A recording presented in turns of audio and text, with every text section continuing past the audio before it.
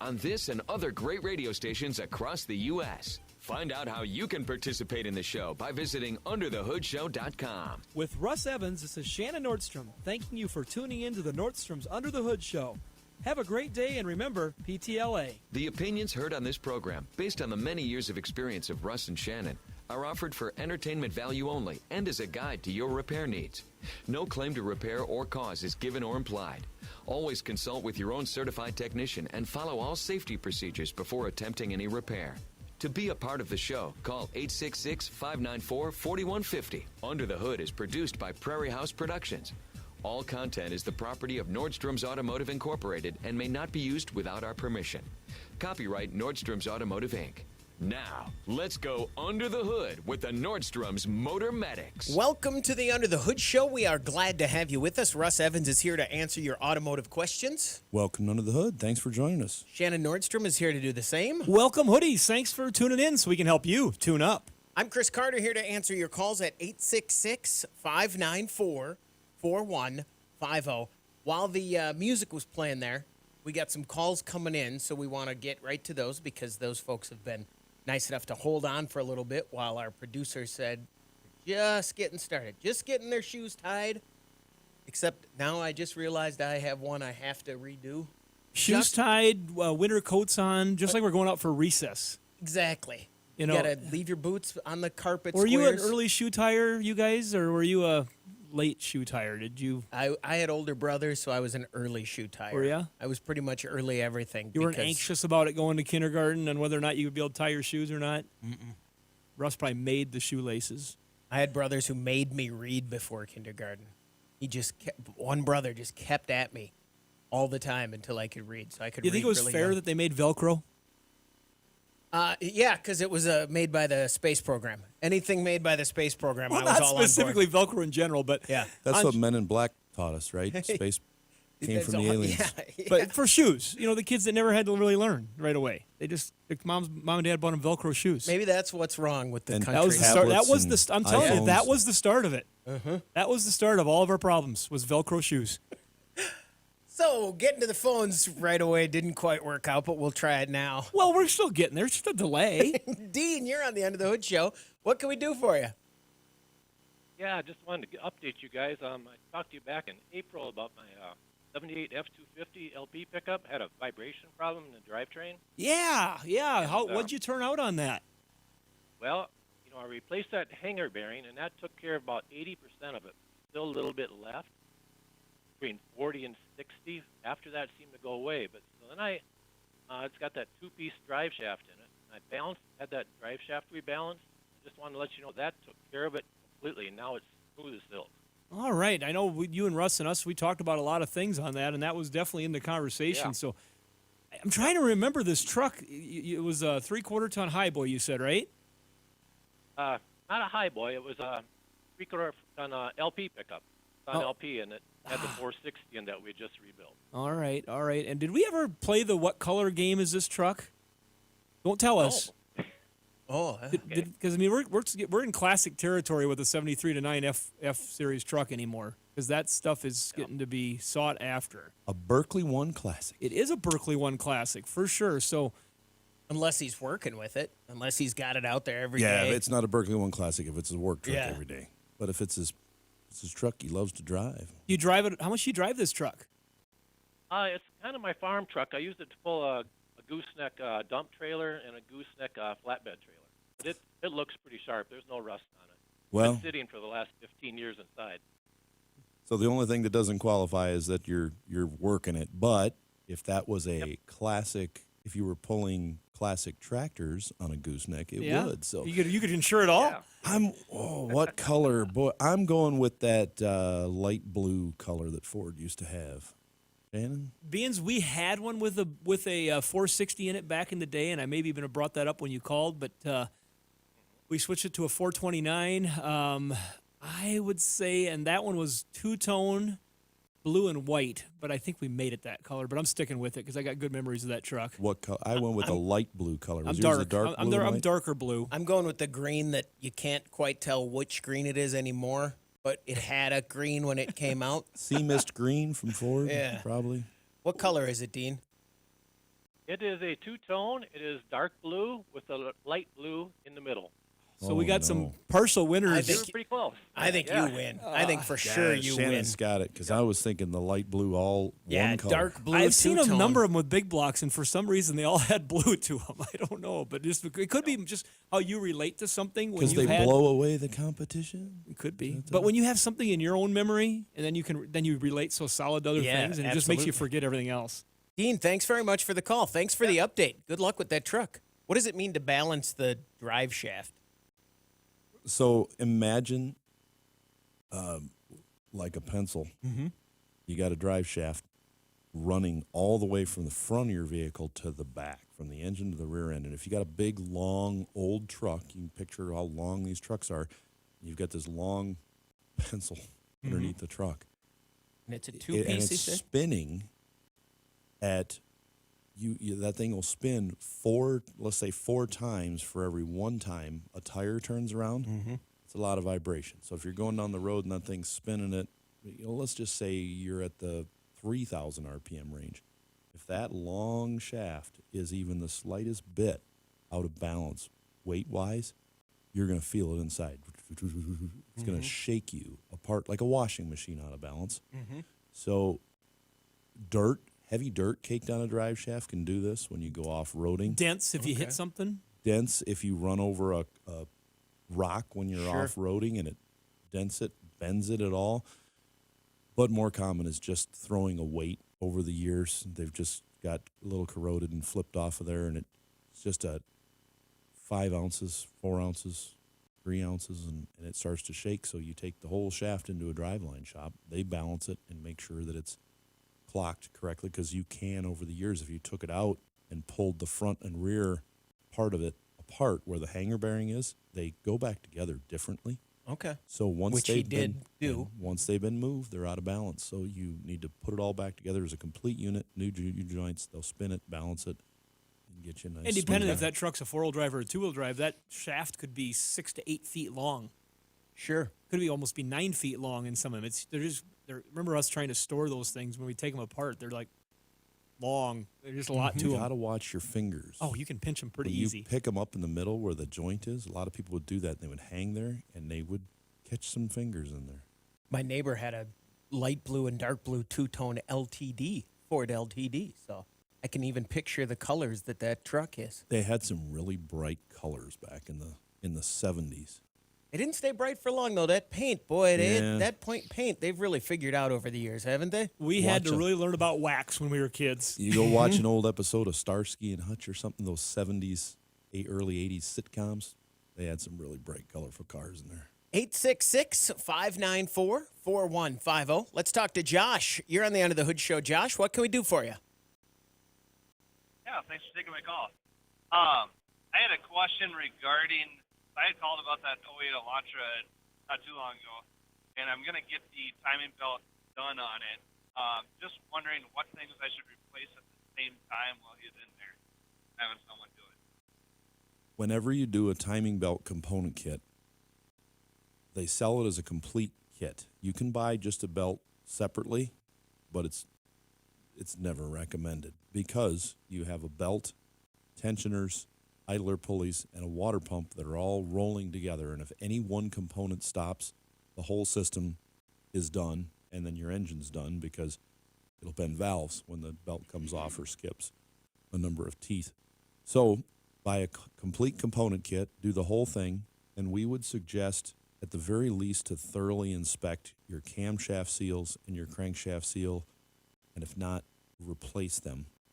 If you've got enough miles on the car, you've got some age for sure, we would suggest replacing those seals, because if they don't replace them and they leak, then you're going to need a new timing belt as well down the road. Plus, there's a lot of labor involved to replace those seals. if You're they right there. put it all You're looking together. at 'em. Yep. You're staring at them. The bottom one is super easy to replace. The top one's a little harder, because you have to lock the camshafts in place and remove both of the timing gears, which requires removing the valve cover to do that. It's not a lot of extra labor, maybe an hour involved to do that, but replacing those seals, then you don't have to worry that they're going to leak again. And being that it's an '08, you've got some years. And once you do that complete setup, you should be good for a And, number of and years. Russ referenced it, but leaking oil onto that belt or in that system is going to be early death again for it and cause you lots of problems. If you do see any oil intrusion in there, it's not a matter of should I. You just have to, because you're just wasting money and time if you don't do it when you're looking at it. For other people out there that have similar vehicles with timing belts, Honda's one of them that is a big leaker around the oil pump housing. We suggest replacing that. If you see any seepage going on there, or even just doing it as a, and it's not every Honda model, but the ones that have that oil pump down there that are known to leak, we suggest replacing that seal. Even ourselves, we've had them where we've put them back together and said, that thing's not leaking, and a year and a half later it leaks. And if you've charged somebody to put a timing belt in, and a year and a half later that part's leaking when you knew that it should have probably been replaced, you feel a little bad about it. You want to help them out. Does that help you out there, Josh? Sure. So that makes sense. I was gonna have the guy replace the crankshaft seal because you're already wobbling that shaft a little bit when you pull the harmonic balancer off and stuff. The camshaft seal, you said that takes about an hour to do, an additional hour. Is that worth just doing anyway, or should I just have them inspected? Because that's the car that has 270 on it. Replace I them. just wondered if If it's got 270, replace them, Replace yeah. them both. You've got to pull the valve cover and then put a locking bar on the two cams to hold them steady. And they may do that anyways to put the timing belt on. Just some shops can do it a little differently without having to go that way, but typically they'll pull that off and lock it anyways. I'd say it's most often when people are doing it at a home repair, they get to the part and they realize they don't have all the tools to hold the cams in place properly. They can figure out how to lock things and mark them to get the timing back in place, but they just may not have the correct tools for that. And that would cause them to say, you know what? I know it would cause me. I want to get this done today. It looks okay. I'm going to keep going. But yeah, if you're right there, you need to do that. Do the whole thing. Yeah. Do it all. Josh, thanks very much for the call. 866-594-4150. Now that we've taken those calls, we got some room for others. You can give us a call during the break, and we'd love to talk to you when we come back on the Under the Hood Show. 866-594-4150. The show by visiting underthehoodshow.com. 866-594-4150. That's the number to reach us here at the Under the Hood Show. What's caught your attention in the automotive world? You know, I've had this story here, and before it got too old, I want to use it. Is it about self-driving or is it about a Pontiac? Model A's being Oldsmobile? introduced. I could find a connection to every one of the things that you guys just said in this story, but Okay, it'd be a big reach. The ship that went down that happened, Yeah. the big ship that went down full of cars. There were some self-driving cars on there. That was a For while sure. ago. Yeah, and some of those were some of the pioneering cars of self-driving. They could be called the Model Ts of the world that were on that ship. They were the last Lamborghini Yes, there were some very what was rare on cars on there. Hurricanes. What was the one? That, It's in this story, but because we said, it and they're went down going to a remake hurricane. them. Yeah, they're going to remake them. But this, when the Felicity Ace went down, that's been in February already. Of this year? If you told me last year, I would have believed you. It says here. Ships are just cool. The names, what they do. It's unbelievable. There were 189 Bentleys on that ship. 189? Bentleys. What models? It's got to be most of them. The GT, I think Yeah, it was, they right? they were, and there was a variety of models. But by the time the ship was going down, they were already scrambling, trying to figure out how they were going to take care of those customers that they because these are some highfalutin customers, Sure. and a lot of money involved. And so they started. The story goes on to say they started the next day, trying to, as fast as they could get materials to produce cars, and then they worked with the dealers in China that weren't having strong demand right then with the economy to reallocate vehicles Okay. and to refocus them back, and they were able to fill all those orders and keep all them intact, but about 5 with their customers. And you think of the supply chain shortage that we're in and the way things are going, that's quite impressive when you think about all that. But there was 4,000 vehicles on that ship. And they never really have come out and said much about, there's been a lot of theories about what started that fire and a lot of people talking. We know what perpetuated that fire once it got going. There was a lot of lithium-ion powered cars on that, and that's going to be a hard thing for transport for sure. I am sure that ship is changing the rules on a lot of things about what is the state of charge, how do they transport them, Right. all these different things when they put those in a cargo ship coming across the ocean here. But I just thought that was pretty impressive that with their actions they were able to get those 189 vehicles back to their customers in a very short period of time. And it was, I believe is it in there? The Lamborghinis were the last off the line that were the final. Yeah, I was run. trying to find that in this article, so I think didn't there were scramble too much. 25 or something, 25 or 50 in there. Just They were limited edition, end of the run. and they just retooled up to Yeah. remake them. Yeah. They stopped what they were doing and went back, from what I thought I remember. Well, if you could only drain the ocean and then spend a lifetime driving around just checking. Think how far you'd have to go. It'd be too far. It would be a ways. But all the stuff down there, of course, as soon as the air hit it, it would be gone. But, Good point. but just imagine the stuff that's over the last couple thousand years, the stuff that's sitting on the bottom down there. I'd pass. Go, hey, there's a box. It might be filled with something. Yeah, I'm not going to check that thing. Gold or Ooh. bones. 866-594-4150. I found it just before we move on here. Okay. The 15 of the Lamborghinis that were owned by Volkswagen Group were the Aventador Ultimas, the Okay. last of a limited run, tracking the end of the Aventador nameplate, and they went to the bottom of the ocean. Whoops. Yep. Oops. 866-594-4150. Let's talk to Harvey. You're on the End of the Hood Show. Harvey, what can we do for you? Well, Russ will remember the pickup, but I had a new engine put in it 5-6 years ago there at Nordstrom's. And anyway, the engine runs fine. But what I had last Saturday, I put him to work pretty good, and I had him in low range, and I was pulling pretty hard.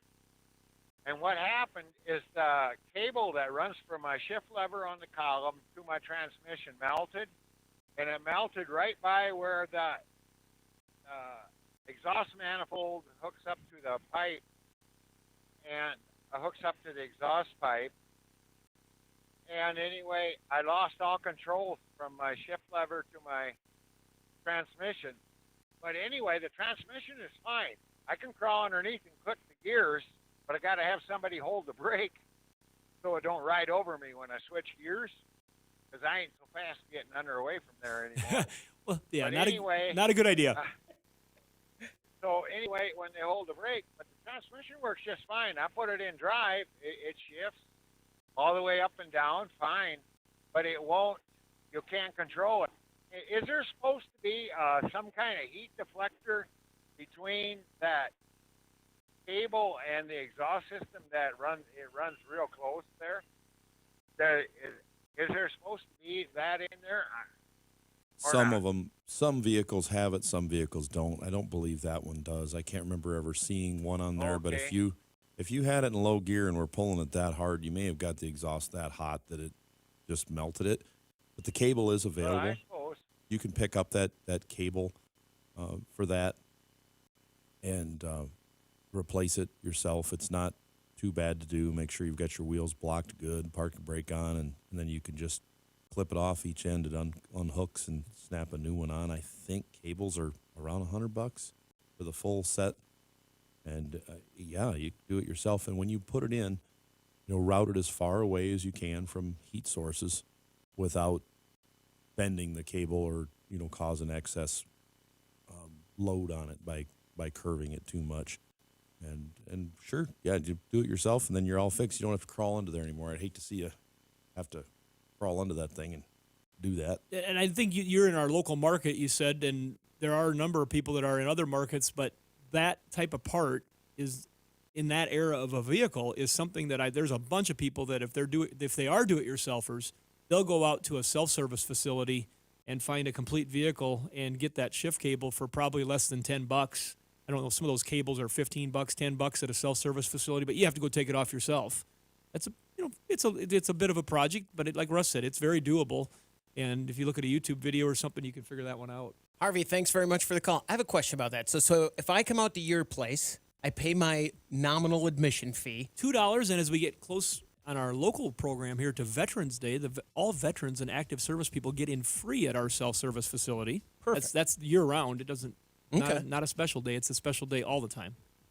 So I'm going in, I'm looking at the F-150s. I'm crawling under to see if that cable's still there and if it's good. It might not be there, right? It could be gone, Okay. but it could be there. I mean, there's a lot of those trucks because 04 to 08 Ford pickups, we see quite a few of them that we end up buying from dealerships and from the public where they've gotten rusty enough and the engines go bad and they don't want to spend the money to put an engine in them, and they'll sell them to us for parts. If it's an 01 Mercure, probably not going to find the parts I need, right? I mean, that's kind of what. You never in know. all We seriousness. put Chris, some odd stuff out there. We got a couple Opel GTs out there. Yeah, you can go to our website and see our inventory, what's out Okay. there at youpullit.com, or a lot of self-service facilities that are doing it in the modern era. They'll have their vehicles listed on their website. Okay. It may not. You're not going to know what parts are on them, Right. but at least you'd know there's an 06, an 07, an 08, an 05 F-150. All right, there's 5 of them out there. I'm going to find a cable on one of them probably. We're going to take a break. When we come back, we want to hear from you. 866-594-4150. This is the Under the Hood Show. Appointment each week to hear the Nordstrom's Under the Hood Show.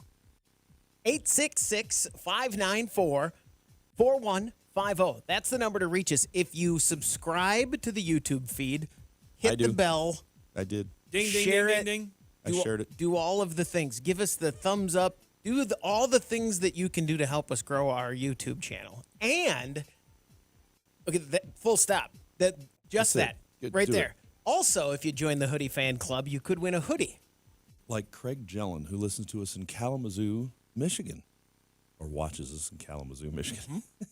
Congratulations from all of us here at Under the Hood and our friends over at Universal Technical Institute, UTI.edu, with campuses all across the United States of America and all sorts of programs from auto mechanics to aviation mechanics and everything in between. UTI.edu. 866-594-4150. Let's go to Oklahoma and talk to Charlie. You're on the Under the Hood Show. Charlie, what can we do for you? Well, good morning. I got a 2007 Corolla, and one day it presented me with a dead battery. So when I got it back home, I checked out the alternator and the battery. They said the alternator was bad. I replaced the voltage regulator in the alternator and took it back to the shop, and they said it was good. Now, I'm driving at night with the lights on, of course. The battery icon comes on dimly. During the day, I don't see it, and it starts just fine. They say my battery's good, my alternator's good, but something, I suspect high resistance work. You think the battery light Yes, is sir. coming on during the day and you're just not seeing it? Or is it coming on just because there's lights, another draw on it? I think it's because the lights are on. Sometimes I don't. Well, I can't turn the lights off on the silly thing. When you start it, it's dark. They come on. I believe that the icon is not on during the day. Yeah, if it's glowing super dim where you can't see it and then it comes on at night, you probably have an issue with one of those components that was replaced, because they're responsible for turning that light off, and they're just not sending that voltage back and turning it off. What happens is you get a positive voltage that goes from the key switch to the light, and then the alternator is grounding it when it's not charging. And then once it starts up, it sends that voltage back through that same line, so now you have a positive on each end. And positive on each end is not going to light a bulb because it makes no resistance. It's just a dead circuit. So the light goes off. So if you're not getting enough voltage up that line to shut that light off just on the gauge sense wire, then it's not going to turn the light completely off. But it may not affect charging at all, not one bit.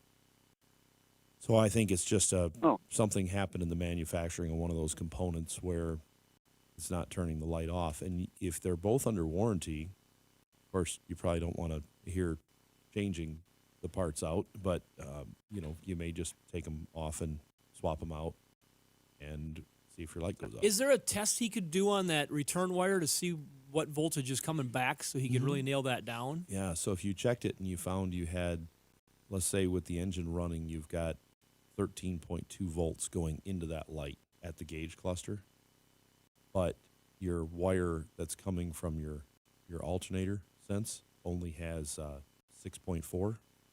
That's or less. You know, it's something that's going to make the light glow a little bit. They should both be even on both ends. So that problem would more than likely be in the alternator then at that point? Yeah, the alternator regulator system, yeah. Is that, I'm trying to remember on that 07 Corolla, the voltage regulator was separate on that, correct? Or was it integral? Yeah, You said you replaced both of them. I assume that. Go ahead. Yes. It's internal to the alternator. Okay. There were two pieces. I replaced both of them. Mm-hmm.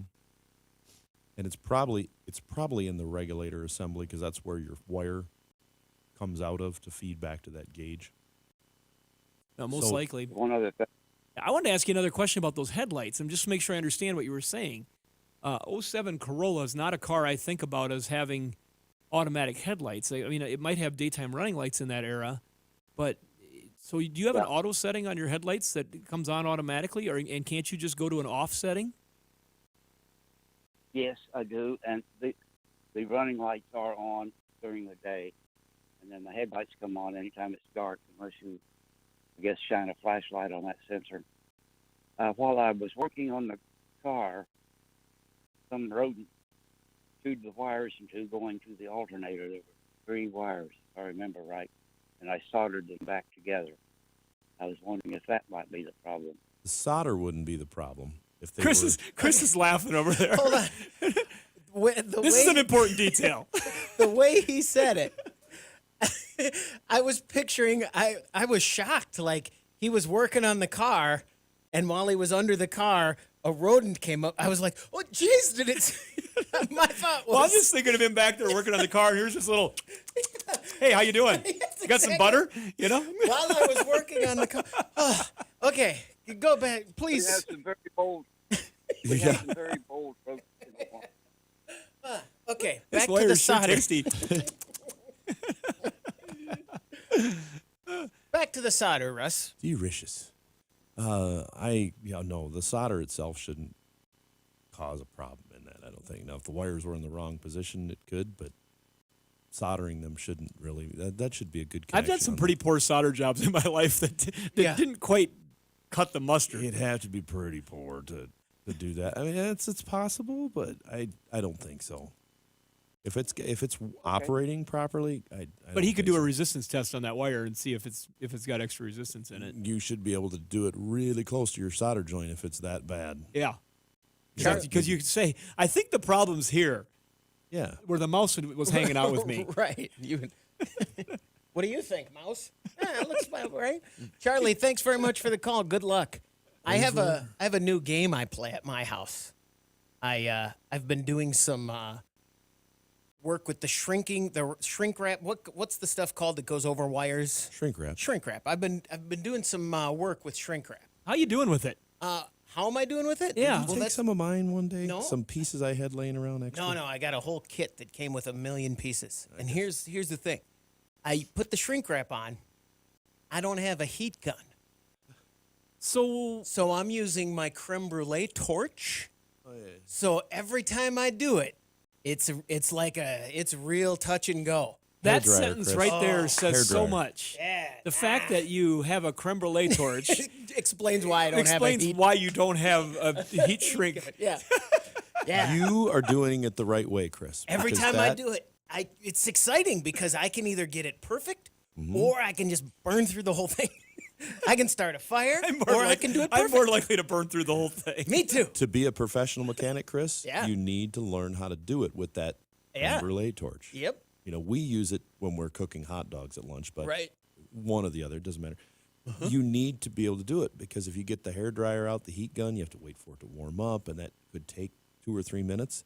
But you pop that torch out, it's a 1 to 2 second, and you got to be good at it. Just like Yeah. plumbers when they're welding, I'm not. they're quick, Yeah. a lot of heat, good at it, and you will learn with So how many? practice. This is very intriguing. to Not me. only that, so but how, I do it and I burn it. I go, oh, I think I burned it too much, and then I reach out and touch it to see if Don't it's touch too milk. I burned myself. Is it your creme brulee torch or Diane's?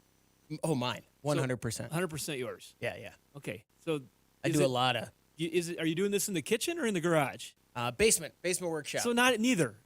Correct. Yeah. Nothing feels better than soldering some wires and having a hot blob of solder drop on your bare skin. Oh, yeah, How about that's that, good. guys? That's terrible. But there is a satisfaction when the metal is warm enough when you're soldering, and you watch that solder just kind of blend into the connection. It's called flux. Guy was I know, but that is so satisfying. engineer I I'm used to telling work you. with at the radio station. He was soldering something and doing the whole like flick thing, and it went right into his eyeball. Hit the side. The solder went onto his eyeball on the side, and immediately cooled, and stuck to his eye.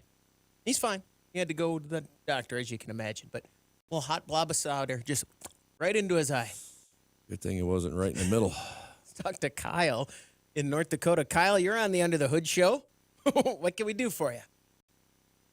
I have a 2014 F-150 with the EcoBoost, the 3.5 EcoBoost, and I've been procrastinating on this because I've owned the truck for 5 years and it's always done this.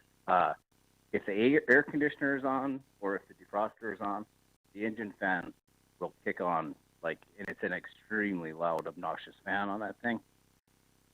It could be 20 below out and just starting to pick up cold, and the engine fan will turn on. Yep. I've checked the air conditioning, replaced some higher low pressure thing on the air conditioner, and that didn't fix it. So, what do you think? Well, it has a multiple speed fan.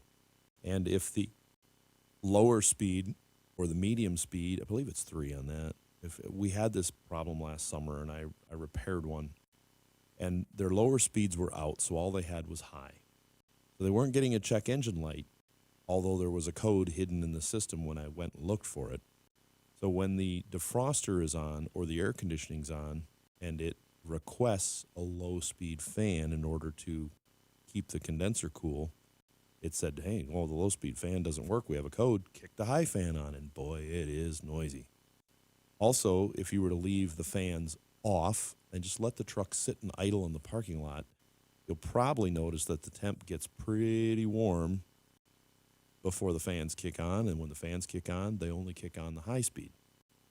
Normally with an EcoBoost, it's a pretty small engine cubic inch wise, so if you were to start it up on a day where it's 40 or 50 degrees out, that thing could run a very long time before it would get hot enough to kick the high speed fans on, because it's got to get up well over 200. And if you move the truck at all down the road, that little bit of airflow is going to keep those fans from coming on the high speed. And if you turn your heater on, it's definitely going to keep the fans from coming on the high speed. But you don't want to run it like that forever, because it will slowly cook things. It gets hotter than it should. That's why it has the lower speeds. But I would guess that you have either the low speeds out or the medium speeds out on that fan, and only your high's working.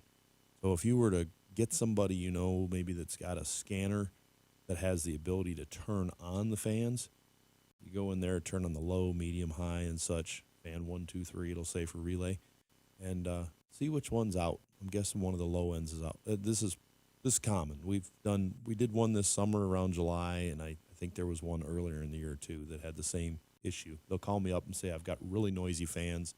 What can you do? And first we want to make sure to inspect them, make sure they're not just rattling and falling apart, which can happen.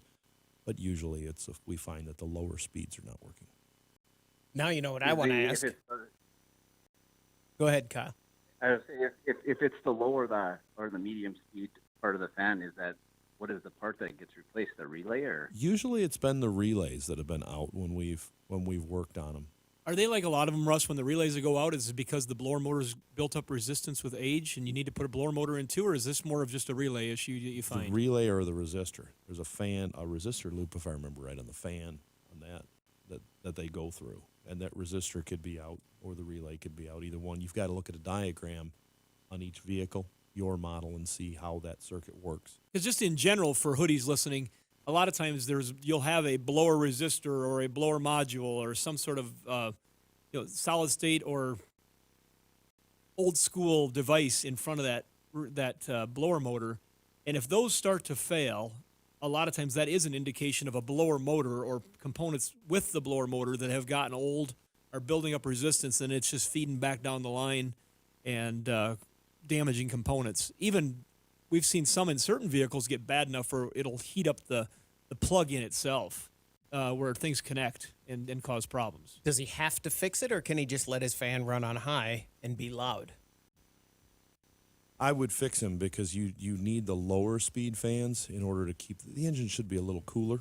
It's not super hot, but it's better on everything, like other components like engine oil cooler and transmission cooler and all that, to have that airflow at that lower temp. We're going to take a break. When we come back, we want to hear from you. 866-594-4150. You're listening to the Under the Hood Show. 866-594-4150. That's the number to reach us here at the Under the Hood Show. Let's go to Kentucky and talk to Austin. You're on the Under the Hood Show. Austin, what can we do for you? I have a 2011 Toyota Tundra, and the locks, it works on the driver's side, and the rest of them will lock, but they will not unlock. The passenger or the two back ones, they will not unlock. You have to do them manually. Okay. And I put the new switch in. I put a new master switch in by the door. It didn't help any. That's got a two-part system in that truck there. And one is the driver's only, and the second part are all the other doors. That's why when you use your remote to open it, if you've got one still, you push it once and it opens one door, and push it again and it opens the rest of the door. You can program that to turn on or off, but the factory setting is just a driver's priority door.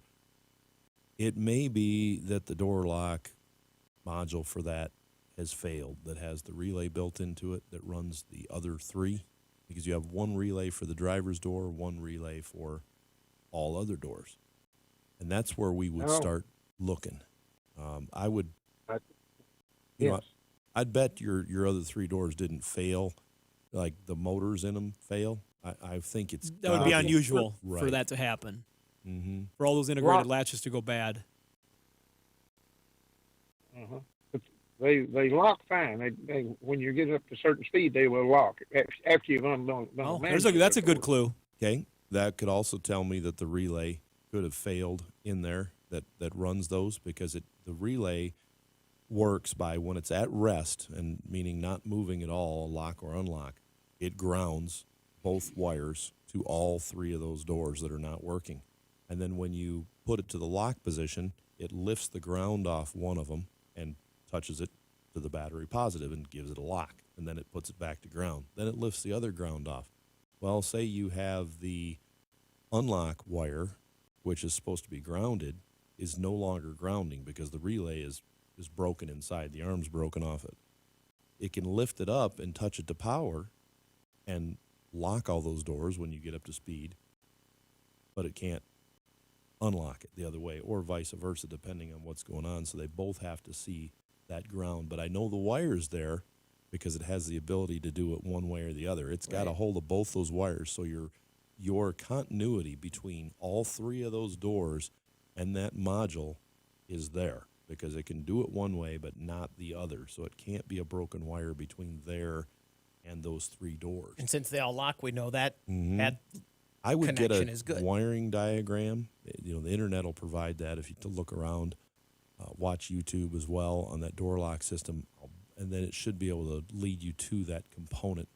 I would guess that's probably that'd be my first start if I was going to diagnose this system and see what's going on. And how we diagnose it is we go right to the module, we take our voltmeter, and we hook one end on power, and the other end we stick in the one side of the lock and see if we got a ground, and then we stick it in the other and see if we've got a ground on the module coming out, not on the doors, because they loop through each other. But I'll bet one of them is open, and that tells us that's how we diagnose that problem before we throw a part at it. And Austin, your problems are just with the lock portion, not the windows? No, just the whole master switch. I don't replace the whole thing. No, but the problem you're having is just with the door locks, nothing to do with the windows, correct? Windows work fine. Okay. Just the door lock. Yep. And it's past that switch. It's down underneath the dash. Okay. It's not in that switch where the other three get their ground. Austin, thanks very much for the call. Good luck. At least you got a starting place there now to go take a look at. 866-594-4150. Let's talk to Bob. You're on the Under the Hood Show, Bob. What can we do for you? Hey, I got a 08 Ford F-150 with a 5.4 Triton. Runs really good. I mean, I just had new coils and plugs put in. And even prior to that, I would pull up to stoplights or stop signs, and it'll start to, I want to say diesel. It just starts chugging and knocking, and I give it some gas, and it comes out of it, and then I just go ahead and drive. I've had it in. No one's been able to really answer the question. And do you have any check engine lights on the dash? Nope, they don't come on. I would guess by what you're describing, and you've already had ignition work done, that you've got some cam phasers starting to fail. And to find that, Okay. you're going to have to get it fully warm, in gear, idling, and then give it just enough gas where you're bringing it up maybe a 100 to 200 RPM, and then do that back and forth between that 100 RPM or so to zero, going back and forth until you get it to duplicate it and start to click, click, click, click, click, click, and it really starts to shake violently until it stalls, and then scan the code at that time, or just scan it while it's really noisy, and it may have a code there, but it may only set a pending code, so it's not turning the check engine light on, and then you start it and drive it the next time, it's fine. It clears that code out after a couple drive cycles. So I'm guessing you're starting to have some cam phasers going out in that, and there's two fixes to that, either a lockout kit, which is the cheaper one because you're at the point where it's not completely worn out yet, or a complete engine. And if you got a lot of miles on it, we'd go with the engine, and then you've got a truck that's going to last for another How many decade. miles do you have on the truck, Maybe. Bob? 171,000. Now, you're up there high enough where once we start seeing, we like to hope that those engines are a 250,000 mile engine if they're in good shape. So at 170, you may decide on the lockout kit if you're not going to put a ton of miles I have a lot on of it. people I know that have gotten trucks that, you know what, this truck's just got to keep me going. I don't want to spend $50,000, $60,000, $70,000 on a new truck. Yeah. I don't have $7,000, $8,000, $9,000 for an engine replacement. Yep. And if it's not burning oil, you could put a lockout kit in it. If it's an oil burner though now, and you got this going on, we'd definitely say replace it. Lockout kit, what are we looking at? Lockout kit's going to be probably a couple thousand installed or less. I mean, it just depends on where you go and who does it. I just want to cover all the shops out there and what the labor rates could be, but it's going to be between 1,000 and 2,000. The kits themselves are, around $1,000 or less, but the labor is, you're in the front of the engine and you got some work to do there, but you're getting rid of that oil pressure controlled hydraulic phaser, and you're replacing it with a mechanical locked device, and then they do a little bit of programming with that to make sure that you're in a range. So the vehicle's going to run just fine. It just won't be as efficient as it was engineered to be with that variable cam timing. And if someone says they'll do it, they've probably done plenty of them. Yes, if you ask them and they don't know what you're talking about, that's probably not the person to have do it. Bob, thanks very much for the call. Good luck. Sorry. Hour 2 is coming up. 866-594-4150. You're listening to the Under the Hood Show. You're listening to the Nordstrom's Under the Hood Show with the Motor Medics, Shannon Nordstrom and Russ the Super Tech Evans. Shannon is an ASE engine and parts specialist, and Russ is an ASE Master certified technician with extensive factory drivability training. Join the Motor Medics for fun and free automotive advice with real-world solutions to everyday automotive problems. The Under the Hood Show is heard weekly on this and other great radio stations across the U.S. Find out how you can participate in the show by visiting underthehoodshow.com. With Russ Evans, this is Shannon Nordstrom, thanking you for tuning in to the Nordstrom's Under the Hood Show. Have a great day, and remember, PTLA. The opinions heard on this program, based on the many years of experience of Russ and Shannon, are offered for entertainment value only and as a guide to your repair needs. No claim to repair or cause is given or implied. Always consult with your own certified technician and follow all safety procedures before attempting any repair. To be a part of the show, call 866-594-4150. Under the Hood is produced by Prairie House Productions. All content is the property of Nordstrom's Automotive Incorporated and may not be used without our permission. Copyright Nordstrom's Automotive, Inc. Now, let's go under the hood with the Nordstrom's Motor Medics. Welcome to the Under the Hood Show. We are glad to have you with us. Russ Evans is here to answer your automotive questions. Thanks for joining us under the hood. Shannon Nordstrom is here to do the same. Welcome, hoodies. Thanks for tuning in so we can help you tune up. I'm Chris Carter here to answer your calls at 866-594-4150. While the music was playing, we were ready to go. We got calls coming in. We are all over this thing. Let's get right to it and talk to Craig in Nebraska. You're on the Under the Hood Show. Craig, what can we do for you? Hi there. I have a 2000 Cadillac DeVille, and I have a parasitic electricity. My battery drains if I leave it sit for 4 hours or more, and I'll have to jump start it. And it just recently started doing this. I was wondering if you guys have any advice on what to check. Park it outside. That's a big drain if it is truly a power drain. Yeah, if the battery's not bad. Seriously. Wait, what? So, Chris, if you have a bad battery, Yeah. and it's good enough that you can start the car and drive it every day, but if you shut it off and leave the door open while you're vacuuming the car for 10 minutes and it goes bad, that's one thing. A little teeny tiny drain could cause that battery to be dead. If you have a very good brand new strong battery in a car and it sucks that thing dead in 4 hours of being parked, that is a huge load and enough that you could set the car on fire type load.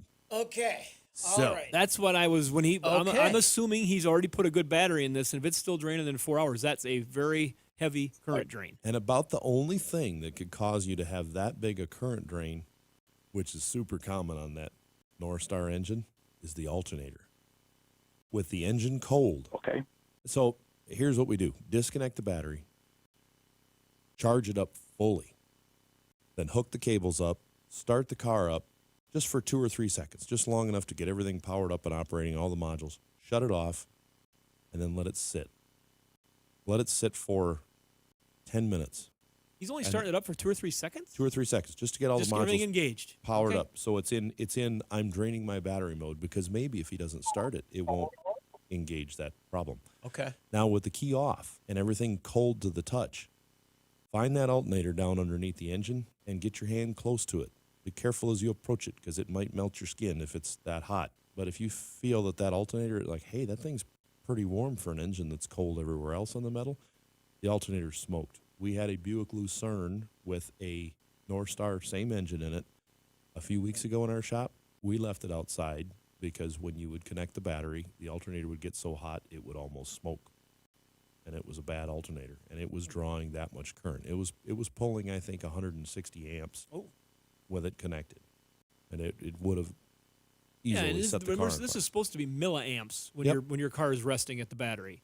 So it's very possible that is coming from your alternator. That's about the only thing that can cause, other than a starter engaging, that can pull that many amps to kill a brand new battery, a good charged battery. And you down would at hear best. the starter.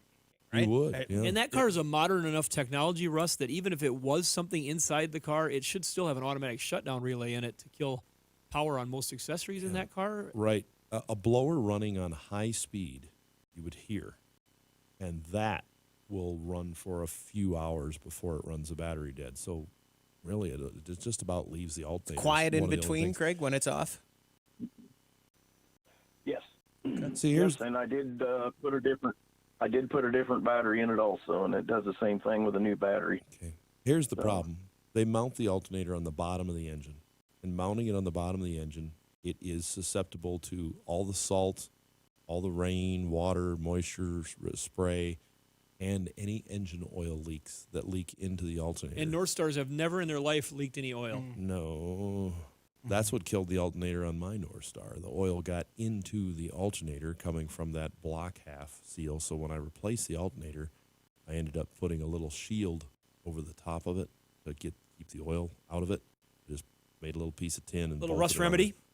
Yeah, rust. Yeah. So in this case, if I said to you, I'll bet you $50 it's not the alternator on Craig's DeVille. You'd take that bet and say, "Yeah, I with think it you, is." I'd take it. I'm guessing if he goes with you to because it, he probably wouldn't pay you. he's going to diagnose that thing and go, "Ooh, that thing's pretty warm." Real hot. Well, there you go, Craig. I'll take that bet. That's A a hot bet. simple.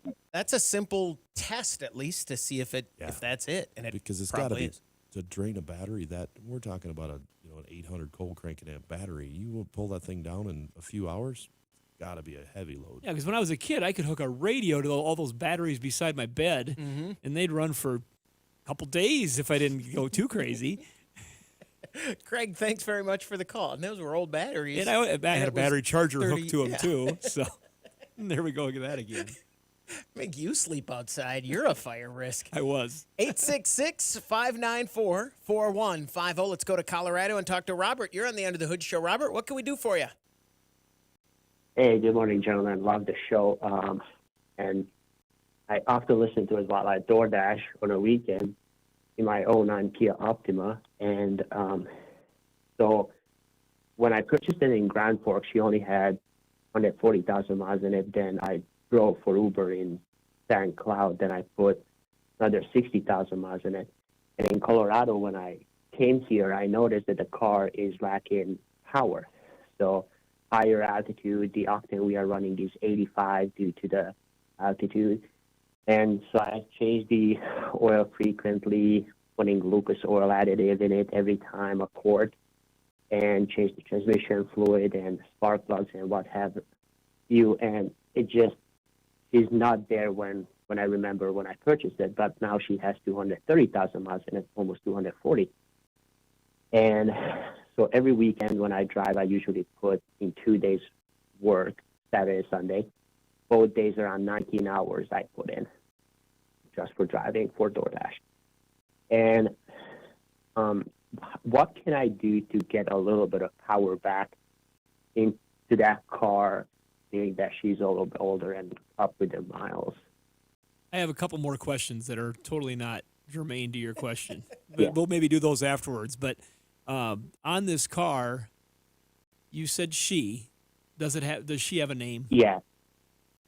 Of course she has. What is it? Denise. All right. It's a good name for a car. Denise the Optima. She's a Ferrari red Kia. Yeah. All right. There had to be a name. Once you gave it a gender, there had to be a name. Right. So I had to ask. Now, have you done any physical testing to the car to see what compression readings are or anything like that, just to check state of health of the engine, more so than tune-up items? No, I have not. I just keep very good maintenance. Like And- I went through like a floor jack in like 2 years. I've been servicing it that much. Does it use any oil? About a quart, but I didn't. I'm not using the high mileage oil. I still use the regular one, full synthetic Volvo one. Every 4,000 miles, I replace it because A quart she per starts 4,000 getting miles dirty with and she synthetic uses- oil. That's amazing for an 09 Kia Optima with 240,000 miles on it, frankly, to me.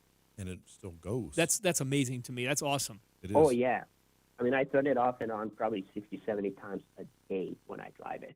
But the car's Due to always delivery warmed. and The whatnot. car's warmed up most of the time. Exactly.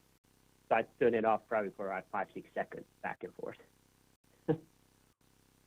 Well, Russ, what do you think Like for even my teapot Mr. came off. Mr. DoorDash here? Well, there's not, other than your basic tune-up stuff, I really wouldn't go messing with a lot of stuff on this car because it's Right. It likes whatever it's got. It's exceeded what we normally see on a Kia. Now, we do have one of our listeners who's been a long-term listener of this show, Robert Berry out there. Hi, Robert. He listens to every one of our shows, and he has a Kia that he meticulously maintains, and it's got a lot of miles on it too, and it's still going, and he's just going to drive the wheels off it. So there's 2 Kias out there we know that have far exceeded what we expect a Kia And I to think get. the Optima would be the bigger body. Yeah. That's going to have a better Right. chance of getting those kind of miles on it. And different, and his is a Spectra, if I remember right. I'm Ooh. losing my mind. I was out last week, so Yeah, it's been a Russ hard is week. in a little bit of a fog. We got to help him along here, but regardless, I think whatever you did to get to this dance, I would keep going Yeah. for that dance. And at some point, if you think it's abnormally underpowered, you might have to do a state of health check on the cylinders with a compression test or a leak down test just to May see just if be there's gradually getting weaker. Yeah, that does happen. But now before we she's get off not the, like go ahead. she's not like underpowered. It's just that I know my wife has a newer turbocharged Passat, and she's peppier. It's just that every time I would merge, to a county road while they're running food, and I step on it, she's like, okay, let me take my time. Do you ever experiment with a higher octane fuel, or is he just wasting his money in that altitude? I haven't. You could try that because it may be in Exactly. low power mode. It may be in low octane mode. It does have an octane mode in it. So it may be running it Right. lower. So I did used to put a Lucas fuel additive that you can buy off the shelf a gallon at Walmart and just putting it in periodically. So every oil change I do put in some sort of snake juice, which I'm terrible at it because I believe everything what advertisement says. Yeah. And she kind of like that BK44 or whatever it's called. Yeah. So that was pretty good. It did help a little bit to clean the fuel system, but nothing really, brought back the 180 horsepower whatsoever. Maybe run just a little bit.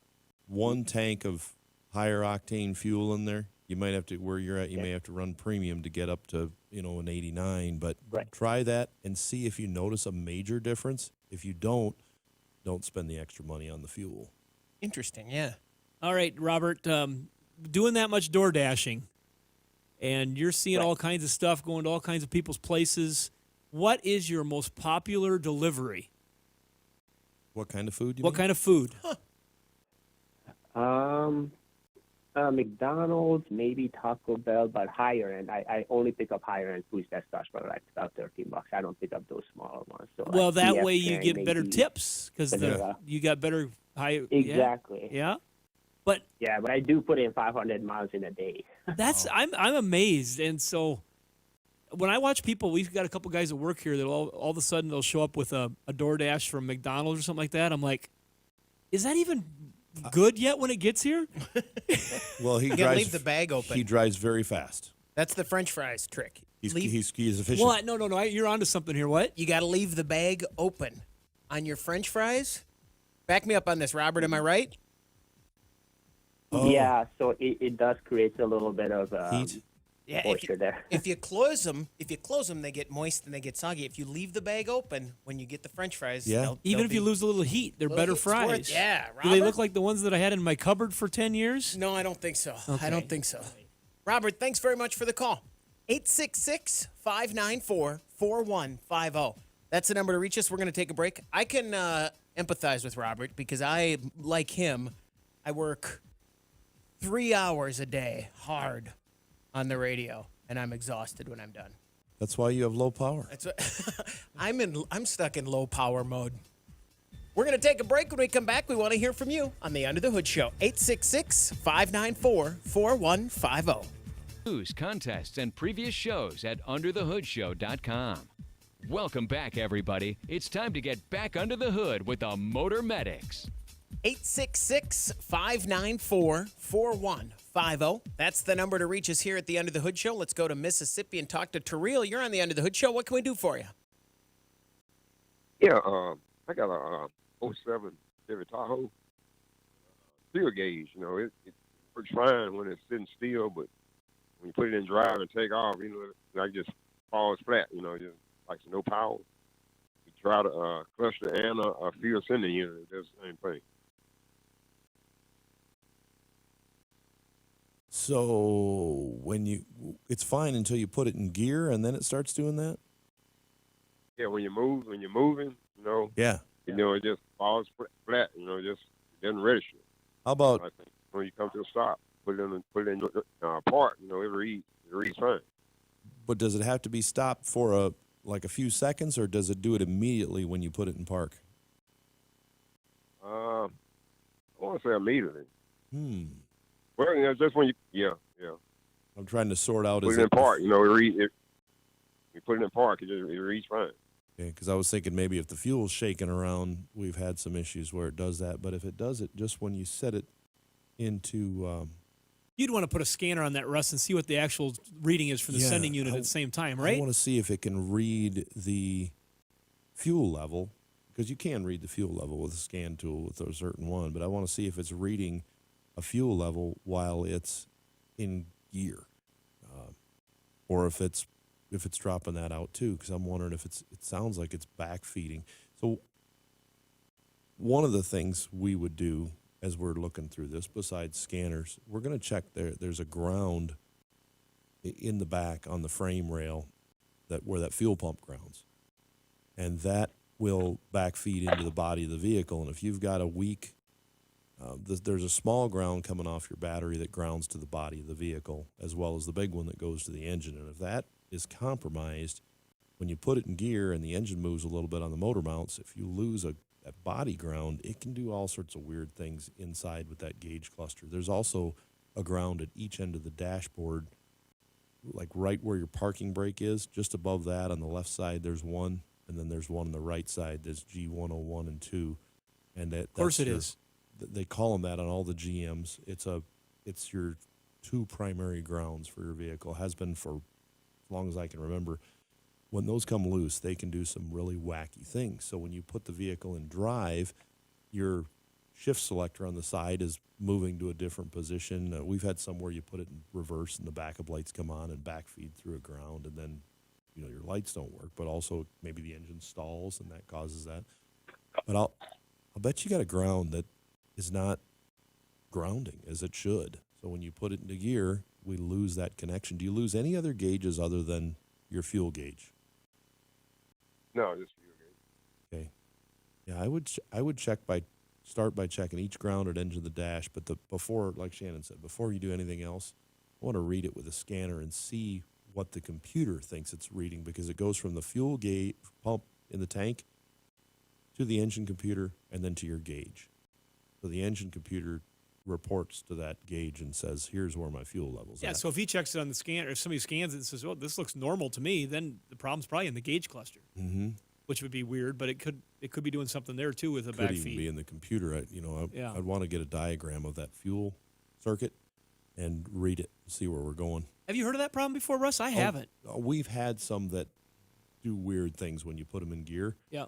I can't think of one that goes just dead when you put it in gear and put it in park, goes out. The older ones, just a few years older, that had the fuel module in them, a sending unit module, those got really wacky. You put them in gear and they would go from full to empty, back and forth. Sweep the gauge back and forth. Yeah, and they've gone with computer control because that was normal in a 60s or 70s vehicle.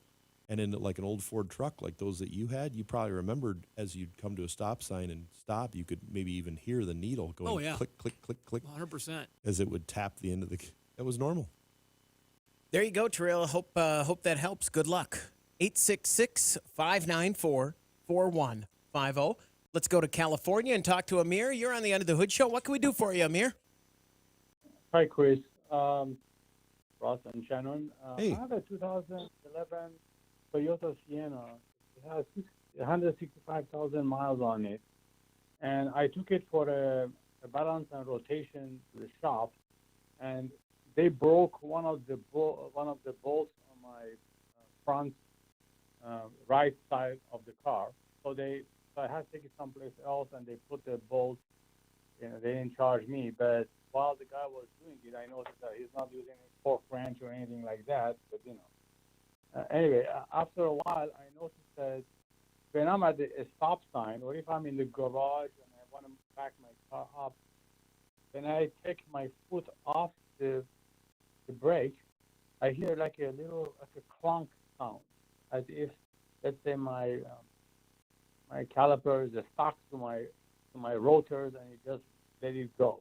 So I was under the car, I was looking everywhere, and I noticed that, again, this is my own troubleshooting at this point. I noticed that one of the PV axle on the same side had a crack, so I replaced that. I also noticed that my engine torque mount, because the engine is sideways on this car, also had a crack, so I changed that. But that didn't resolve the problem. I'm a bit lost at this point of, I don't want to keep changing parts in here, but I was thinking of, one other thing.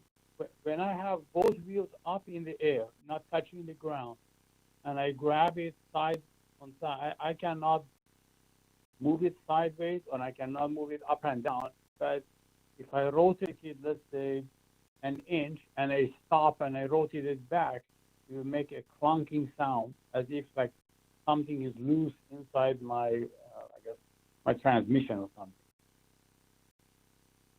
The noise that you would hear in the transmission when you rock it back and forth is very common on those.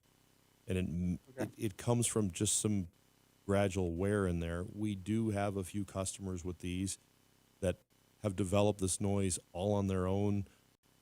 They seem like they came on suddenly. They just, one day noticed it and said, hey, I didn't notice it before, but maybe it had been there for a few months, but maybe it was smaller. You might be more in tune with the vehicle after what happened with over-torqued studs they broke.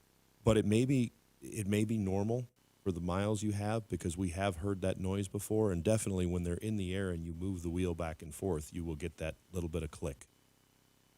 So I would watch it real close, listen to it, see if it gets any worse, but you've already inspected it very thoroughly. So safety-wise, we want to make sure we do that on any time we hear noise, make sure it's okay. But if it's, safety-wise is okay, monitor it and listen to it real closely.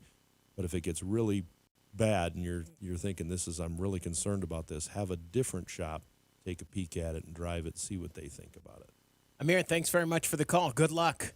866-594-4150. We're going to take a break. When we come back, we want to hear from you on the Under the Hood Show. 866-594-4150. Plan her out right now and schedule your next radio appointment with the Motor Medics. 866-594-4150. That's the number to reach us here at the Under the Hood Show. If you like us on Facebook and you join the Hoodie Fan Club at UnderTheHoodShow.com, you could win a hoodie. Like Mary Rick from Shelton, Washington. Congratulations from all of us here at Under the Hood Show and our friends over at Universal Technical Institute. With courses ranging from automotive to aviation mechanics, they truly are a Universal Technical Institute. Check them out at uti.edu today. I was trying to get my daughter interested. She came home over the weekend for just a couple hours. She was on her way somewhere. And she was talking about her major, which is history, and another thing she was thinking about minoring in. And I said, maybe you can minor in some tactical skill, like Universal Technical Institute. And she said, do they have a marching band? I'm in. There's what, 20-some thousand social media employees out of work right now? They should look at Universal Technical Institute. Yeah, good one. There might be Between a few more Facebook by the and time Twitter, it's all over. they got a bunch of them out there that are looking for maybe a career change. Mm-hmm. Universal Technical Institute. You think they want to go work on electric cars? I bet they don't. There might be some. Go work They might say, you know what? I think this line of work's a little risky. I'm going to get into something that I know is a little more solid. I could go work for an electric car company, a legacy car manufacturer. Yeah, that one's going to get rough too. I saw just quickly, Rivian did their quarterly report, and they're like, their loss was like in the billions. How long is that sustainable? There's just some of those companies, you look at their profit reports and what they're doing, they've got some amazing technology and great products, but that business model's got to float on its own pretty soon. It'll be interesting to watch and see what happens. 866-594-4150. Let's talk to Steve. You're on the End of the Hood Show. Steve, what can we do for you? Got a question. I have a 2000 Toyota Sienna. Going to have to sit outside this winter, unlike last winter. Wondering, is it an idea to put on a lower radiator hose for it to heat things up, or a frost plug heater? I've got an old 1.5 inch heater out in the garage, but I haven't bothered to take it apart to see if it's going to fit. You have any suggestions? If it's in good mechanical shape, it really shouldn't need a block heater to get fired up and going. If it's getting a little weak, low on compression, yes, when it hits down close to that zero mark, it may not start without a block heater on it. But, good battery, good starter, so it's turning over at the speed it should. good maintenance as far as fluids go, so they've got the right viscosity when it's cold and it spins fast enough to fire up. Clean air filter, fuel filter. Yeah, it should run good when cold. The newer cars are actually, people call me that maybe they had an older model from the early 2000s for a lot of years that maybe had a block heater, and now they purchase a brand new, like a 2022 car or 2023 or even a 4 now, and they say, hey, it doesn't have a block heater. I want to get one to put on there because I'm concerned it won't start. They don't have them because they don't need them. They'll start without it. So if you've got a good mechanically, sound engine, you should be okay. Stuff going back into the 90s, you're still block heaters to get them going. What you will save, though, if you let it sit outside, that's a lot of space to heat up in there, that airspace. So if you can get that coolant just a little bit warmer, your warm-up times on that engine could be greatly saved, and your future wear on the engine could be saved. So, Russ, if he was going to try to put one in that era vehicle, do you prefer the inline type heater, or would you rather have something that's something connected to the block or in the frost plug, or what would you rather have? I always prefer block heaters that go directly into the core of the engine so that all the heat is retained inside, not controlled by the thermostat.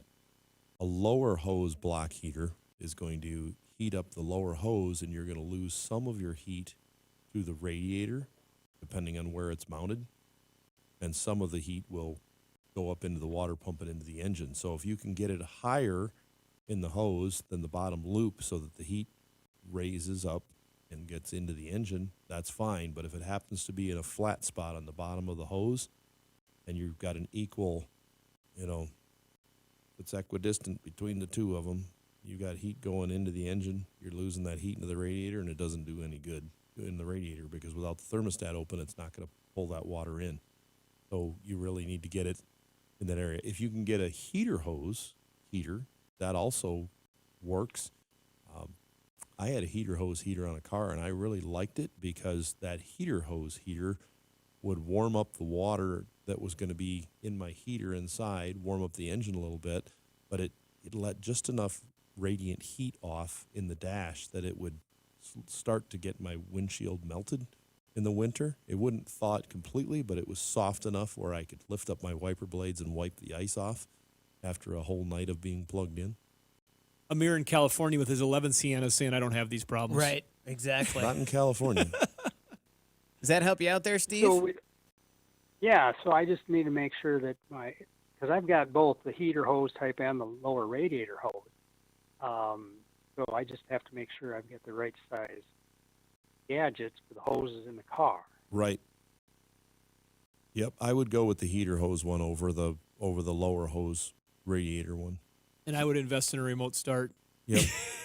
Yeah, that's true. Yeah, that's the. Mm-hmm. I've got block heaters in my diesel truck. I've got 1,000-watt heater on each side of the block, for core plugs.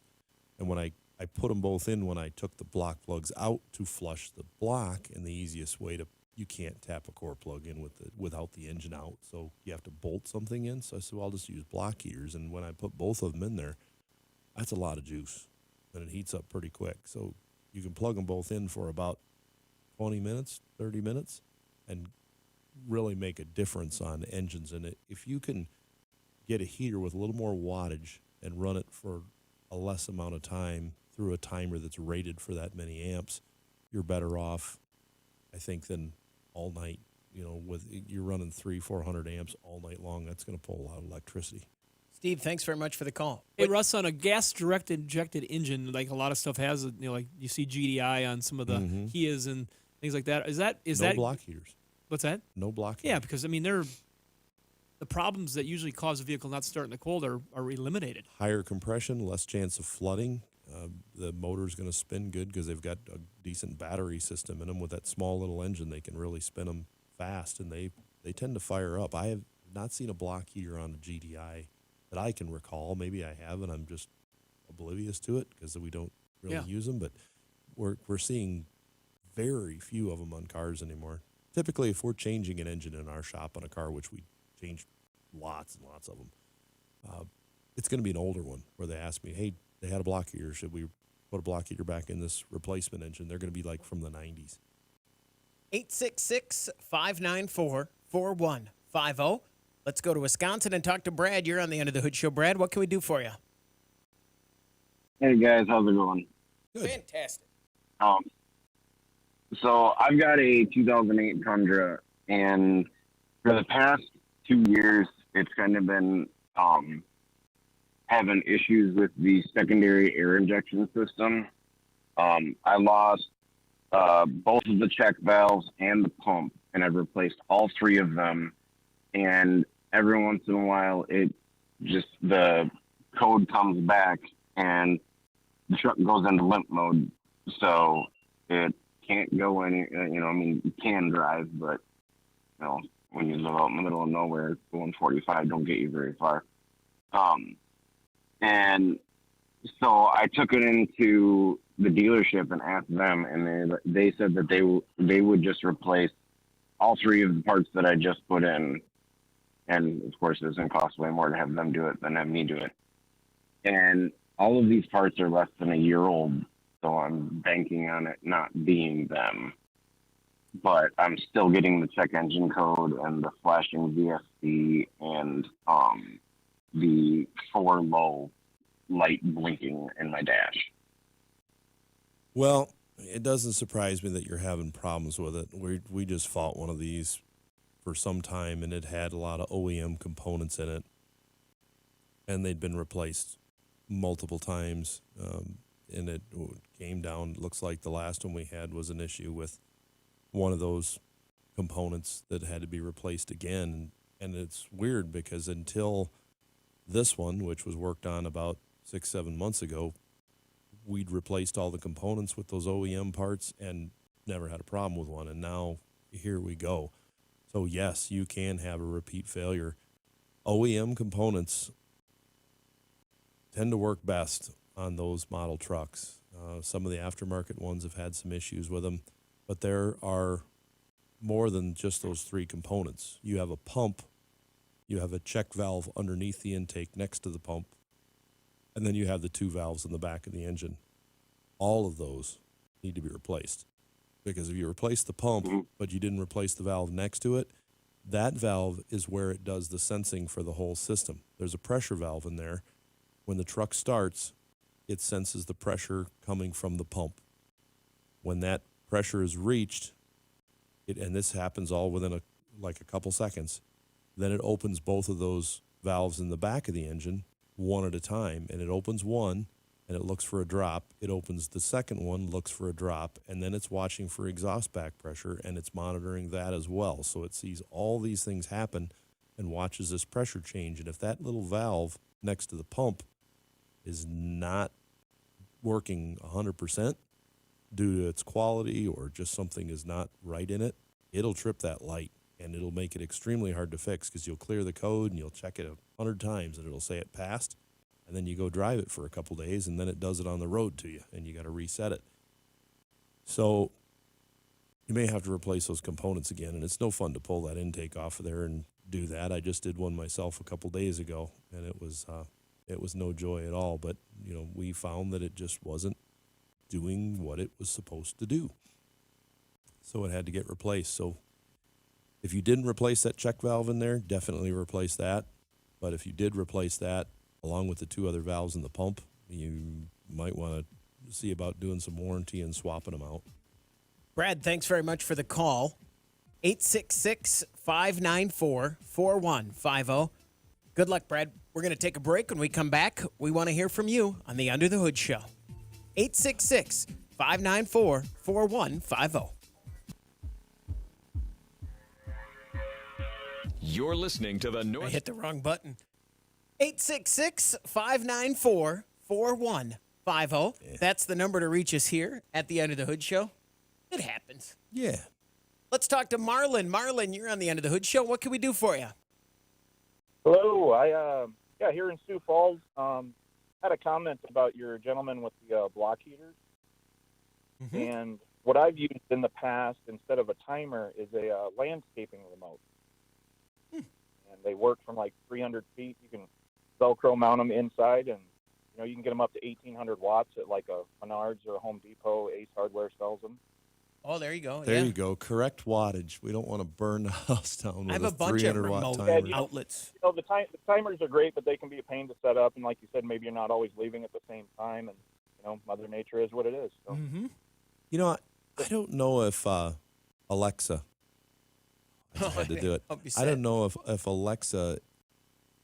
I've got a lot of different Set it up as a things set task. up. No, I've got a lot of different things set up on Alexa to work smart plugs around my house. Turning on at certain times, turning on at sunset, off at sunrise.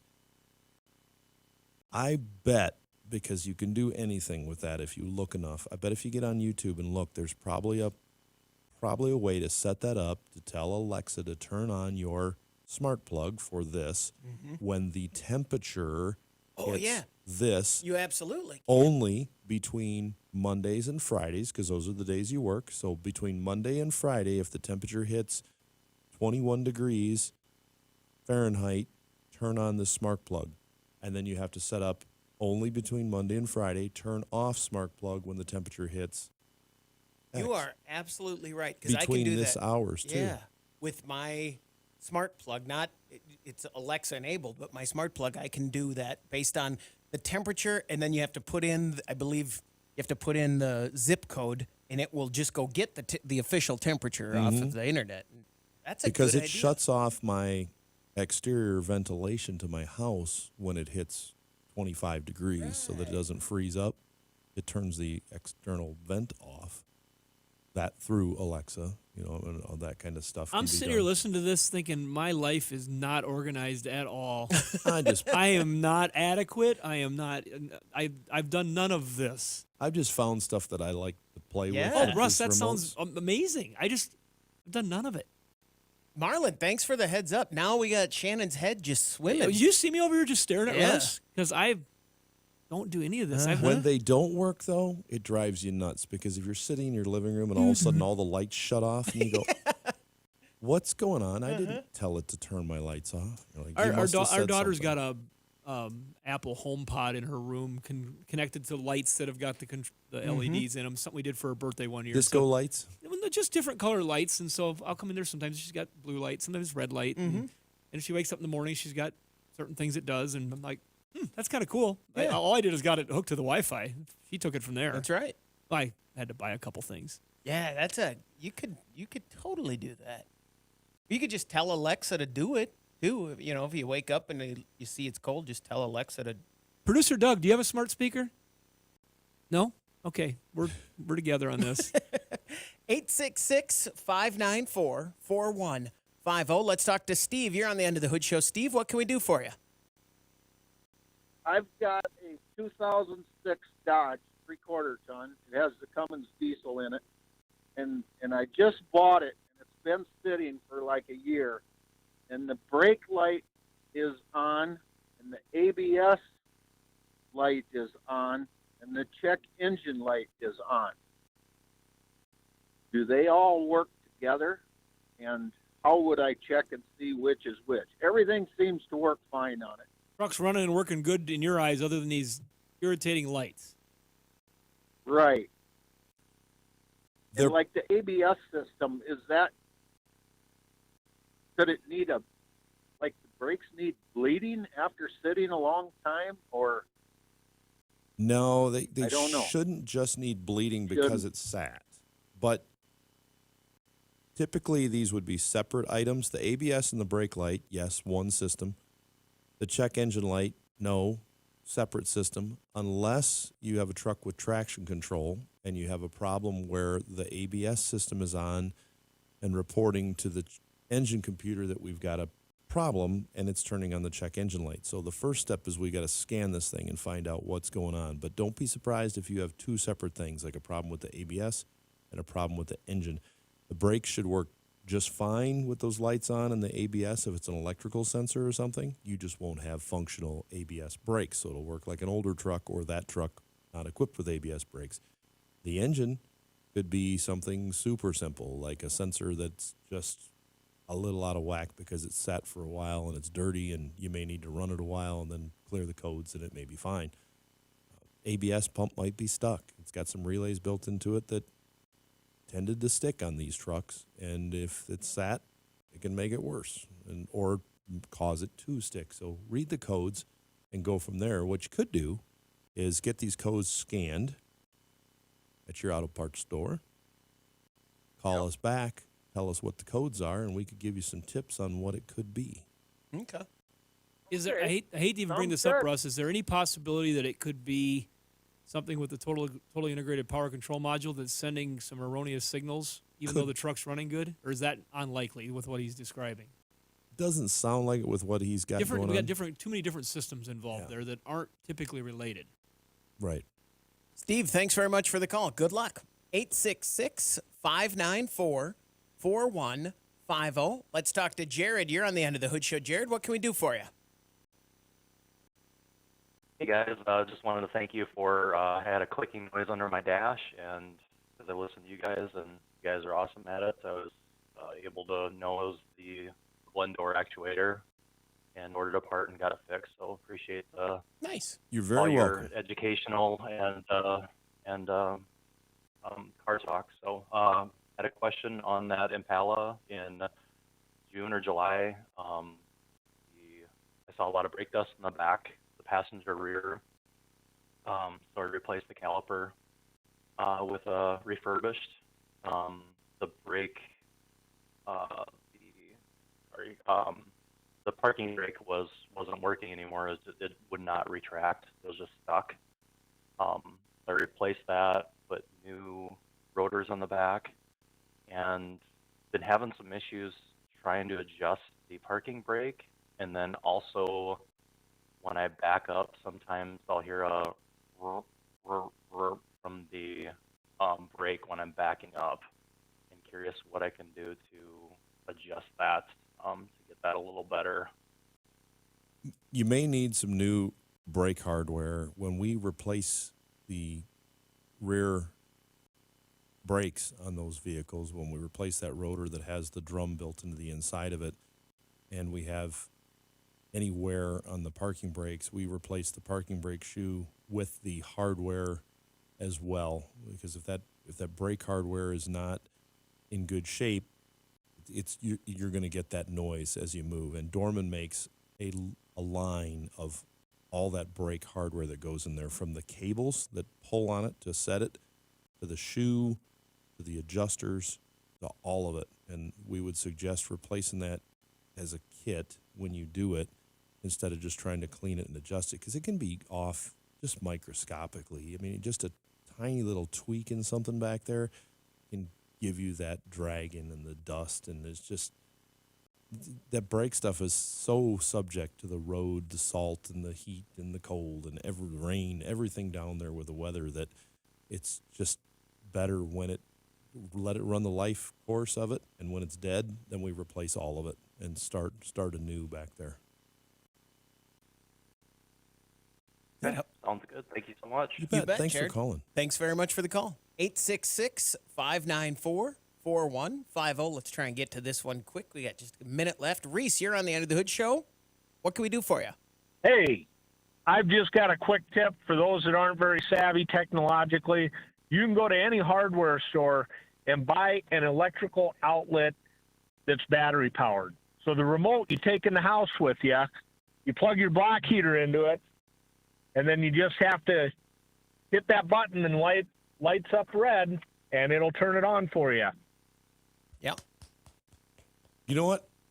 Next time at the hardware store, I'm going to look for one of those. Thanks, Reese. Thanks very much but for the I'm call. also going to look and see if they maybe have one. That sounds like an ACE hardware thing. Maybe they've got one that's temperature controlled, too.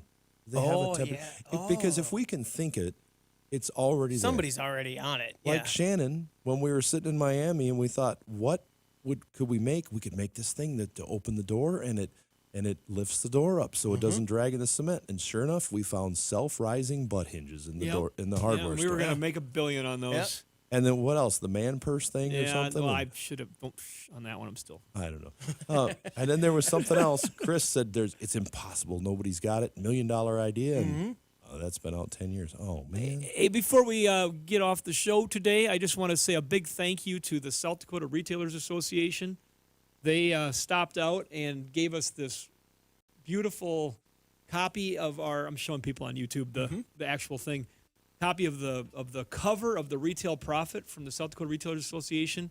And it's got the four of us on there looking so great. And it was a great article they wrote for us, and we really appreciate them taking the time to check in at Under the Hood Show. Thank you. That'll do it for another hour of the Under the Hood Show. Until next time, you can find us at underthehoodshow.com. Thanks for listening. All right, we're going to the after show. It is after the show. We're going to go, here's what we're going to do. We're going to go in order here. First of all, we're going to talk to Jason in Ohio. Jason, you're on the Under the Hood Show. What can we do for you? Hi, how are you? Good. Hi, I got a 2010 Mazda CX-7 that I had bought new back in 11. And roughly around 100,000 miles or so, I replaced the brake shoes, and I had the rotors turned. Well, they warped on me, because that's why I put the brakes on. And I noticed when I put the brakes on, I had one side that was sticking. And it only started sticking whenever I pressed the caliper in and put the new shoes on. So I got a new caliper and bought new rotors. And I thought for sure that that would remedy the problem, because I have the new caliper on the one side, new rotors and brake shoes. And it's still, now, it's warping them, but I still don't know exactly if it's that side that's warping. I'm not sure, because I'm just replacing both of them at the same time, you know. But I don't foresee why they keep warping on me. Well, first of all, thanks for calling the show. And second of all, I think absolutely. You've got that first time a couple things going on here. The first time you turned them, the material gets a little thinner when you turn them. They're more susceptible to warping. That could be that, but most likely not now that you've put new components on and you have got to warp again. The most likely culprit is simple. It's probably the rubber brake hose, brake hoses that you have that are not allowing the pressure to back off, and it's keeping heat on those rotors because they're not properly retracting. And the one side that's caused you the problem is the one I would look at first. But if you're going to do them, put them both on there. If you haven't done that already, that's a typical likely culprit on something like that. Yeah, I never thought of that. I didn't, I do believe when I bought that caliper, it come with the hose, but, the other side's still original. Well, and what happens is that hose, there's enough pressure through the hydraulic system that you can press and push the fluid to the caliper, but it's not as high a pressure on return, and so that collapsed liner in the inside of the hose, and sometimes they get damaged because people will hang the calipers and they'll wrench them around while they're working on them by the brake hose, and then it can't return that pressure back to the master cylinder, and then it hangs pressure on the wheel, thus building heat, thus building a warped rotor again. So that's something that... that sounds good. That would be an easy thing to look at. Russ, is there anything more complicated? Absolutely, that sounds good. No, I would look at that first, for sure. Otherwise, you may have a caliper that's sticking just a little bit and causing that repeat warp. But those, like Shannon said, the hoses are very common to cause just a little drag, a little heat, and a lot of warpage. See what it did it the second time. It got so hot that it boiled the grease out of the bearing. If and it I replaced it. Oh yeah, that's too hot. So if it gets hot enough that it Yeah. would do that, that means you're going to need to replace the caliper and the hose, because those components are also that hot. That much heat will damage the hose for sure. Well, that was the side that I did, yeah. Yeah. But not the other side. The other side's still factory. So I might have to go ahead and get a hose. I might even just get a caliper and a hose for the other side. That'd be a good idea. See what that does. Jason, thanks very much for the call. Good luck. All right. What else? Anything else on the after show? I have a couple notes. You do? Yeah. Is it about our performance today, or is it a fact check? No, but I do have critiques. I was listening to the podcast for a while. I was doing it. I was listening to a couple, and I have a couple. Give me one. A couple critiques. All right. One is we got to figure out a way to. we have a problem with my voice being like it is. So amazing. Amazing and high pitch. I sound like a mouse on caffeine. And then we've got People Russ. love your voice. Who, People love your voice. that's It's what you amazing. sound like. That's all right. I was listening the other day and I was like, hey, welcome to the Under the Hood Show. Russ is here. Hi. And the car was. Turn your subwoofer down. It was like a dolphin and a whale having a conversation. It was just, yeah. It was hard to. I actually had a hard time hearing you until I changed the settings, and then I was way up there, man. It was. Oh, I don't know. Guess where I fall into this conversation. You're right in the middle. You're good. Okay, all right. You're good. But I'm loud. I do. You are loud. I also have a critique for you. I found over the listening of 3 podcasts, you're very ageist, which is interesting since you're an elderly man. This is your answer to everyone who calls who sounds like they're our age or older, which is not that old, but you're like, well, you know what you can do? You can go to the internet. Like, do you have a grandson or maybe there's a kid in the neighborhood that has a computer? That's what you mean by ageist. Yeah. Are my hunches wrong with the people that I say that to, do you think? I think so now. I think maybe 20 years ago it was fine, but yeah. Some guy calls and... But he was like 80. Yeah. If you have a name... But I guess, my dad's like 80. Yeah. And he's on the internet looking up Totally. stuff, looking up part Is he? numbers for intake manifolds.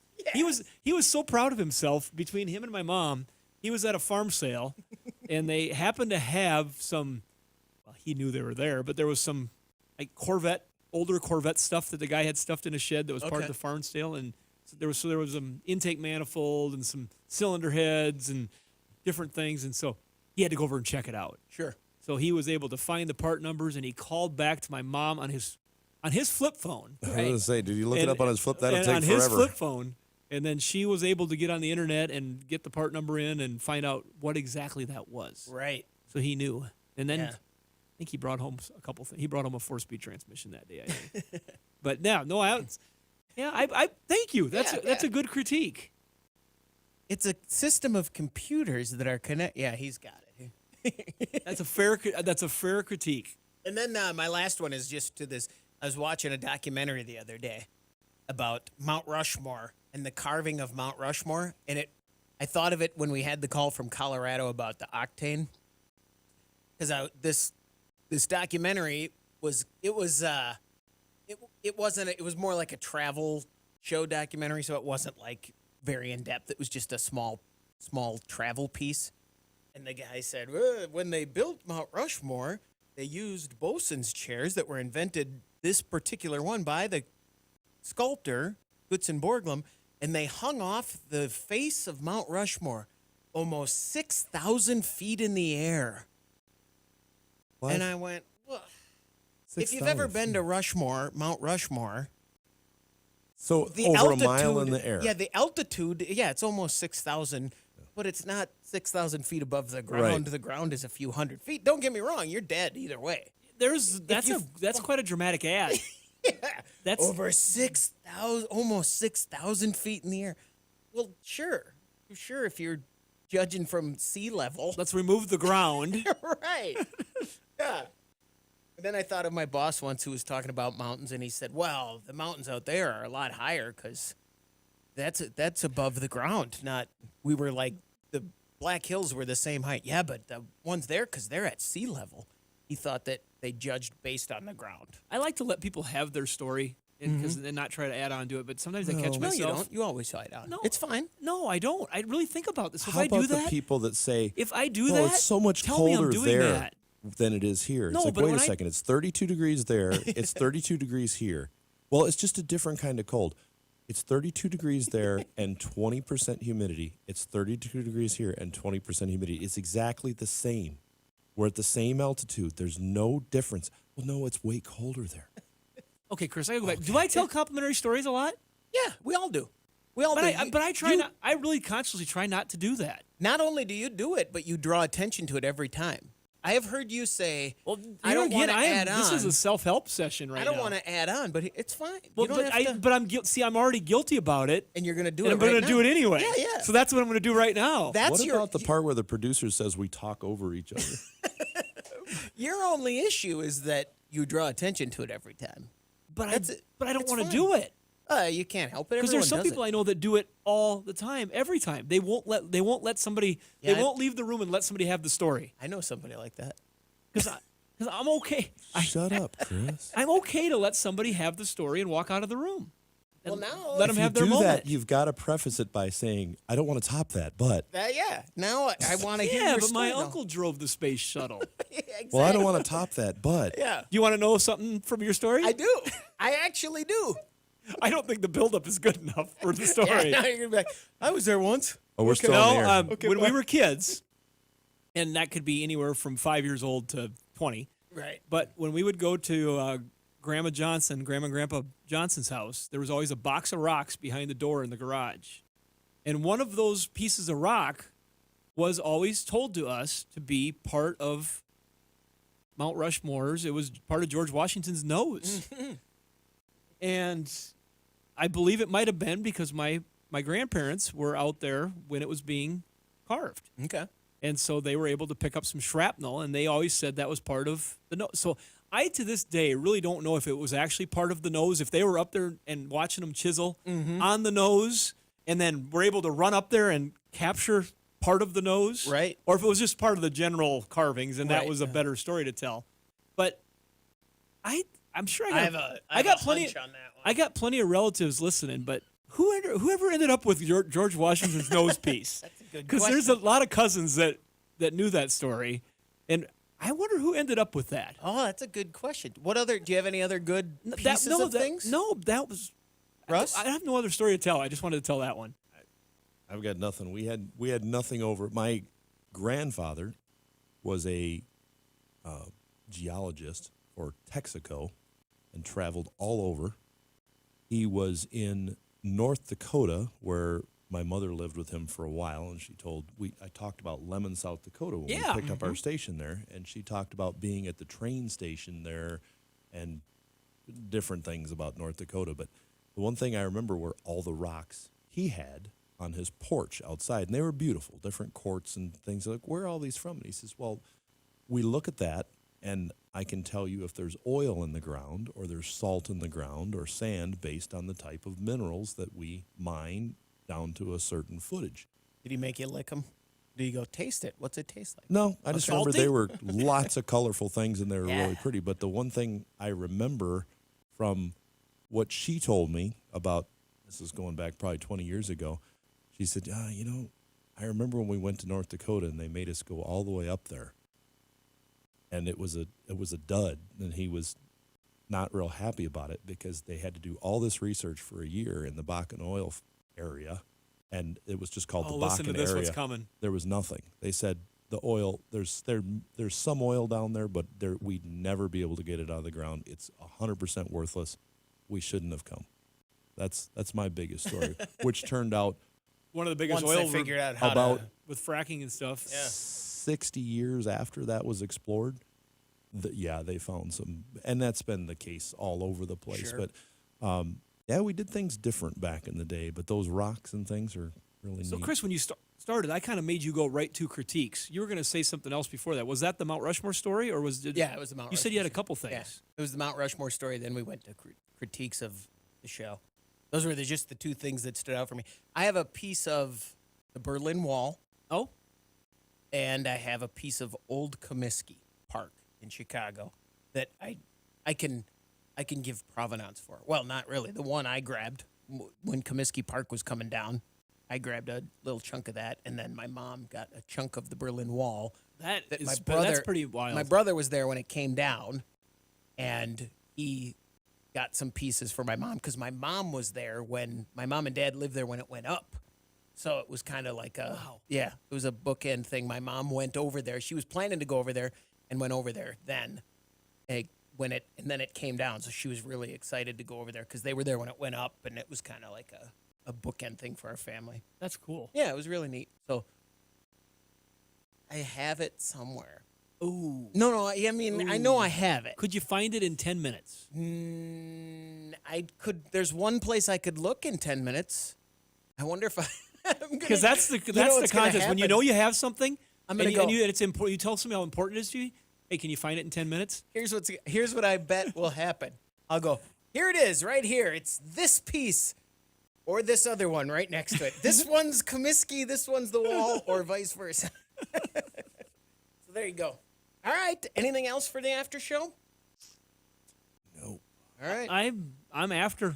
Okay. I got critiqued, and I'm good with that. I got things to what work good on. what good things did you hear about?